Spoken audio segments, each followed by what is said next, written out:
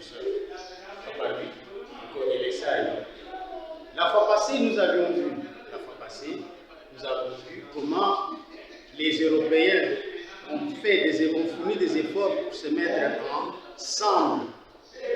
Ils ont bénéficié d'un plan. Comment appelle-t-on ce plan-là? Très bien, c'est le plan Marshall. Qui est Marshall? Oui, c'est le secrétaire d'État américain qui a plaidé pour que son pays puisse aider économiquement l'Europe. Tandis qu'aujourd'hui, avec le fait que l'Europe s'est mise ensemble, l'Europe s'est regroupée, l'Europe a connu quelques groupements, et bien aujourd'hui nous allons voir comment l'Europe s'est élargie, comment l'Europe fonctionne. Donc, l'Union européenne, son fonctionnement. Mais la fois passée, nous avions vu que l'Europe avait servi de champ de bataille pendant la Deuxième Guerre mondiale. Il y a un Américain qui est venu à leur secours. C'est qui? C'est Marshall. Très bien. Qui est Marshall? C'est un secrétaire d'État américain. Ok. Lorsqu'il est venu secourir les Européens économiquement, qu'est-ce qu'ils ont mis ensemble? Qu'est-ce qu'ils ont formé? Ils ont formé le plan Marshall. C'est un plan économique des Américains vers les Européens. Très bien. Donc nous allons voir aujourd'hui, comme je disais, comment fonctionne l'Union européenne. Mais avant d'arriver à l'Union européenne, il y avait d'abord la CEE. La CEE, c'est quoi? La CEE, c'est la Communauté économique européenne. La Communauté économique européenne. Cette communauté-là a été créée en 1957. Les pays membres se sont réunis à Rome, capitale de l'Italie.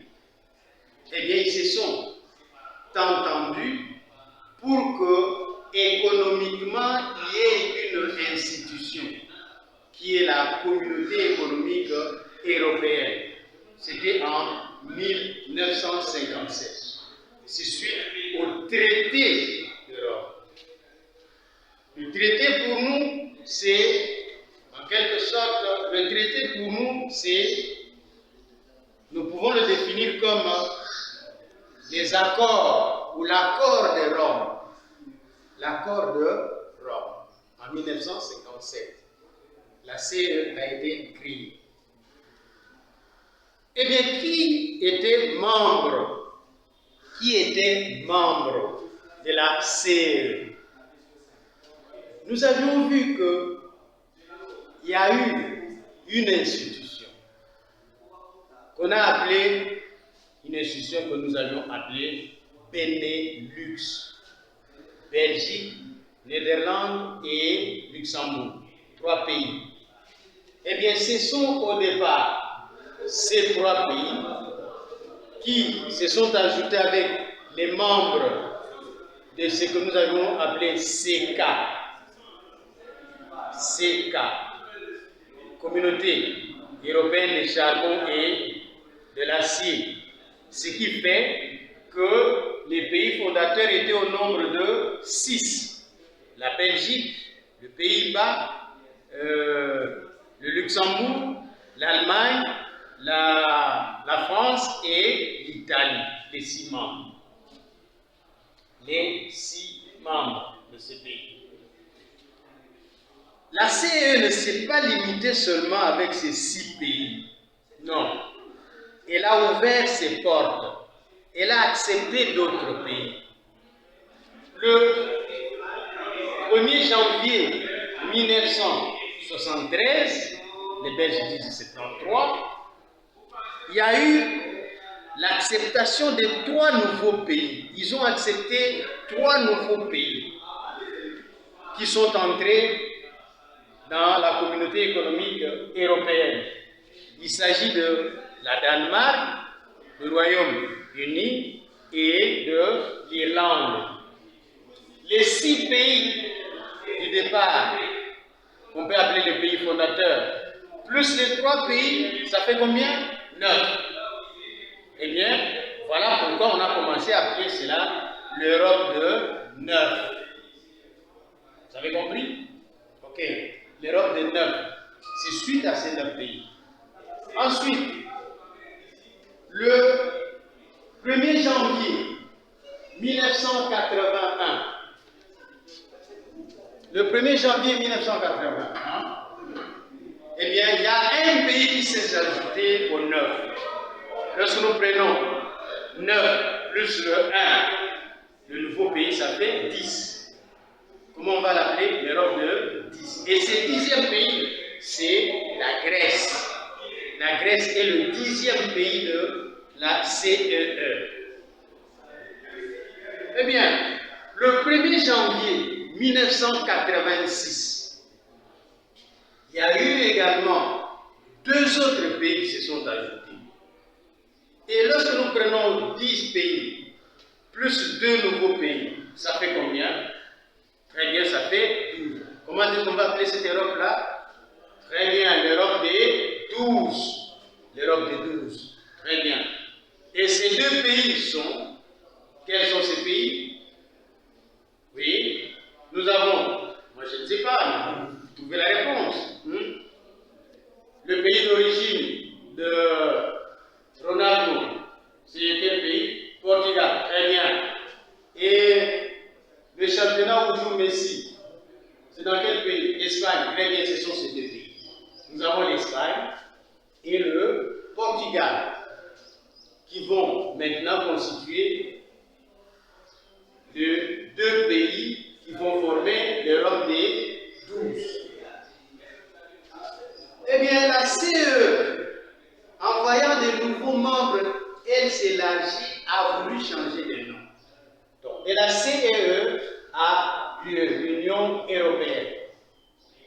Eh bien, les membres se sont réunis aux Pays-Bas, dans une ville qu'on appelle Maastricht. Maastricht.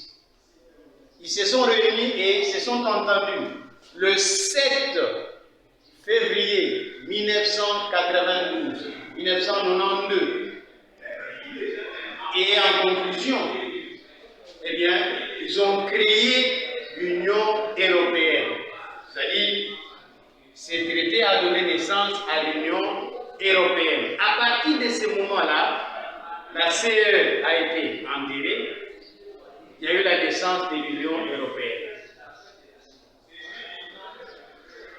Le siège de l'Union européenne, eh bien, ils ont vu que cette Union européenne ait un siège qui se trouve, même au moment où nous parlons, en Belgique, dans sa capitale.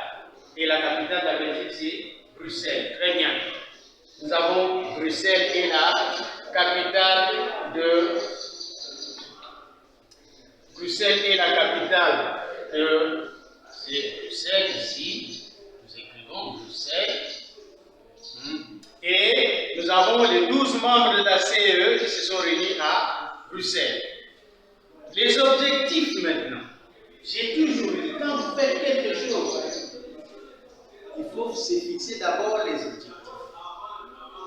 Premier objectif, la création d'une banque centrale, BCE. La création d'une banque centrale. Deuxième objectif, avoir une monnaie unique. Cette monnaie-là est appelée euro. La monnaie est appelée euro. On a mis en circulation le 1er janvier 2001. Eh bien, troisièmement, une politique étrangère commune. Ils vont prendre des décisions pour appliquer les mêmes décisions. Nous avons également la création de la citoyenneté européenne. Ils ont considéré l'Europe comme un pays et tout membre est considéré comme citoyen. Donc, un Français est membre et citoyen de l'Europe, un Belge aussi est citoyen de l'Europe. Enfin, nous avons une coopération dans les affaires intérieures et dans la justice. Dans les affaires intérieures et dans la justice. Lorsque la justice française vous poursuit, vous fuyez, vous allez en Belgique, la Belgique vous arrête. La Belgique vous arrête. Les mêmes conditions, par exemple, pour entrer en Belgique, vous allez trouver, ce sont les mêmes conditions que vous allez trouver en Allemagne, en France, etc. Voilà ce que nous pouvons dire du fonctionnement. La prochaine fois, nous allons continuer. Aujourd'hui, nous avons vu qu'il y a eu l'Europe